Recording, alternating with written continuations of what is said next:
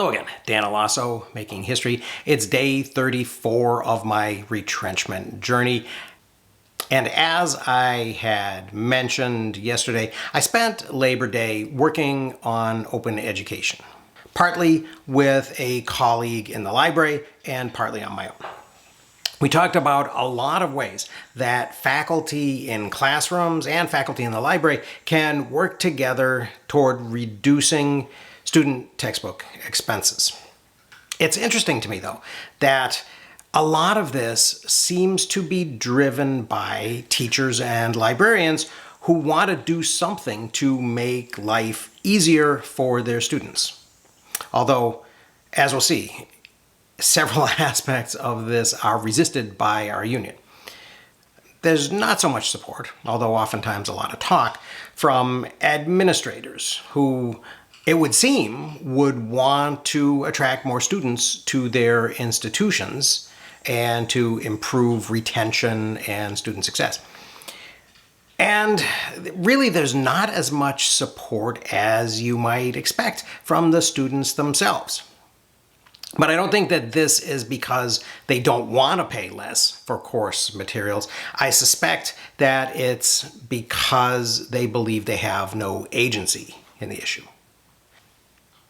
An example of that, I heard from a student of mine who's an officer in the student government that when the student senate, or some of the senators at least, met last semester with the provost and with his assistant vice president for academic affairs, they were told that they really couldn't do anything other than adopt a non-binding resolution requesting that faculty and the administration explore ways to reduce textbook costs. I didn't see a transcript or anything, so I don't really know exactly what was said, by whom, or in what context. But I do think that it's significant that the message that the student received loud and clear and then transmitted and repeated to me was, your organization has no power. And I suppose that that's literally true, but in a limited way. If the administration was telling them something like, you cannot pass a motion that will legally compel us to explore open educational resources, then that may have been technically correct. But I don't think that's really the end of the story. And in any case, I don't think that students should try to compel or force the university to do anything. I think they should simply act as consumers and vote with their dollars. If there are two courses that both meet a core requirement and one uses an expensive textbook while the other has no textbook cost, then I think students are certainly free to choose the less expensive course. If the zero textbook cost course doesn't happen to be on our campus, the system has transfer guidelines ensuring that courses meeting the transfer requirements count wherever a student takes them. There are some requirements that students have to take a minimum number of credits on a campus in order to be conferred a degree from that university, but I think it's only 30 in most cases.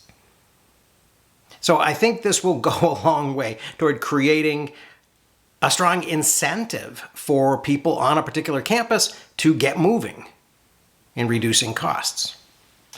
There was also some controversy over the past couple of years when the Minnesota State System Office added a capability to the online course selection tools that allowed students to search for courses without textbook expenses. Now, this was necessary, of course, in order to implement the Z-degree programs at the community colleges. Students had to be able to find courses without textbook cost, or they wouldn't have been able to get a Z-degree. The problem was there were no universities at the time that were implementing Z-degrees. So there wasn't a need for this capability at four-year institutions. And to make matters even more complicated, the union that represents university faculty was dead set against the feature. They argued that it was a violation of academic freedom for faculty to have to disclose whether they used expensive textbooks or not. Now, I disagreed with my union's position, which was a little bit complicated because technically I was representing my union on the system-wide technology council and things like that, which I chaired last year. But I did disagree with this position because I don't think it violates my academic freedom to be asked to tell the truth. What the union was really doing was they were trying to protect their members from the consequences of acting in a way that was less desirable to the students.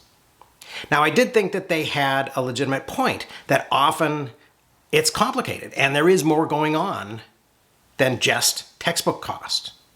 But if that's the case, then instructors ought to explain the complexity to their students and convince them, not hide the truth from them or avoid the question. In the end, though, I don't think it really ultimately matters whether the union allows or prevents the system office from disclosing to students how much a textbook costs in a particular course. Students can't be prevented from discussing those details amongst themselves, or from publishing, for that matter, a list of all the courses in all the colleges and universities and what the textbooks in those courses cost. They're the consumers, and they have a legal as well as a moral right to consider and talk about any factors that may seem relevant to them. The only thing that's stopping them, I think, is their lack of awareness of how much power they actually hold if only they choose to use it. Now, one final note, it also occurred to me that it's entirely possible I won't end up having any type of job in the system or working for a campus or working for the system office at all next year, although that is my goal. If that's the case, maybe I'll take a course, join the statewide student organization, and start making some suggestions. But we'll see how that develops as time goes on. In the meantime, I hope you found that a little bit interesting. Thank you very much for listening, and I will see you again